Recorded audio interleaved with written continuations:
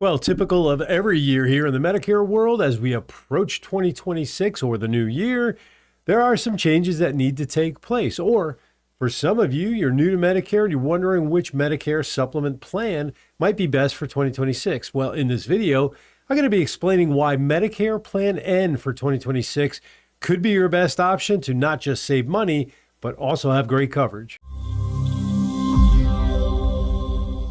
Well, as I try to portray in most of my videos, I like to keep things simple when it comes to Medicare. And despite there being so many different Medigap plans, there really are just a couple of plans that most people enroll in, and Medicare Supplement Plan N is one of them. Plan G being the other, and I'll do a comparison toward the end of this video to help you decide which one of these might be best for you. But we're going to focus on Plan N, one of my favorite plans. In fact, I've got my own mom on Plan N, and I have for several years now. The reason for that is Medicare Supplement Plan N has great coverage for relatively low premiums. Now, what do Medicare Supplement plans do? Well, in a nutshell, they supplement something, which it happens to be Original Medicare. Medicare Part A for your hospitalization coverage and Medicare Part B for doctor services.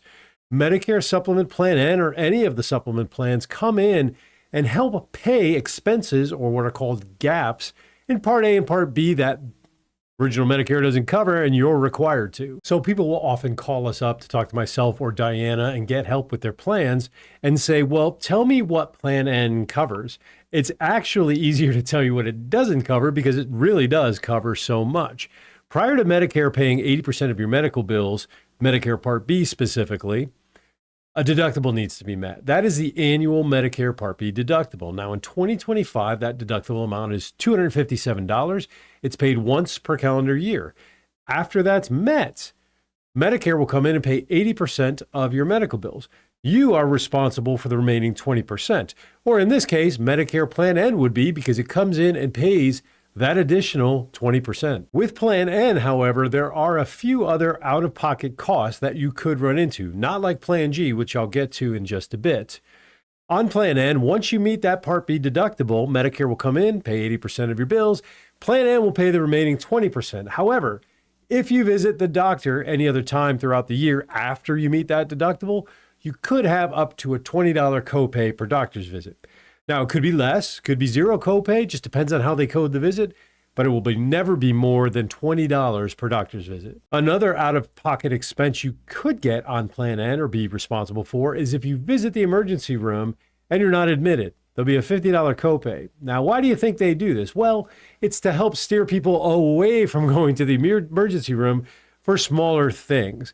They know, well, if I have to have a $50 copay if I'm not admitted, maybe I'll go to the urgent care center or just my doctor.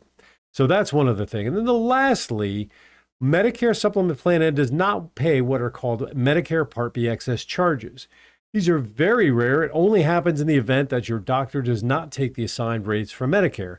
And almost 100%, of the doctors in this country do take the assigned rates from Medicare. However, if you found one that didn't and you visited them, they could charge up to 15% extra. If you had a Plan N, you'd be responsible for that. You will know if your doctors accept the assigned rates or not. Chances are you'll never even see a Part B excess charge, and if you did, it would be relatively low. However, they could come up. Other than that, though, those are your expenses, and that's what's paid with Medicare Plan N. So I'll briefly talk about the difference of Plan N and Medicare Plan G. Those are the two most popular plans.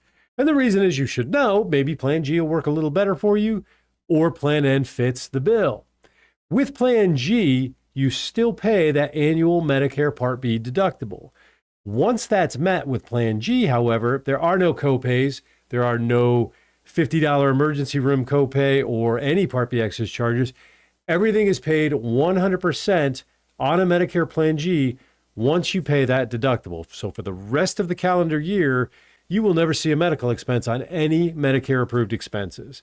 Now, the next question is usually from people, which one's better for me? Well, we can talk about that. Look over your budget, look over your health conditions, and how many times you go to the doctor each year.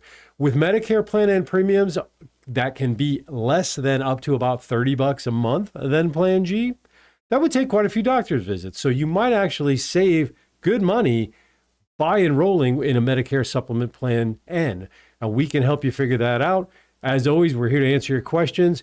make sure you get in the right coverage for the right cost, because every insurance company has the same Plan N, but they all charge different rates for it. So to get help today, we'd love to speak with you. Give us a call at 1-888-891-0229. I promise you'll be glad you did.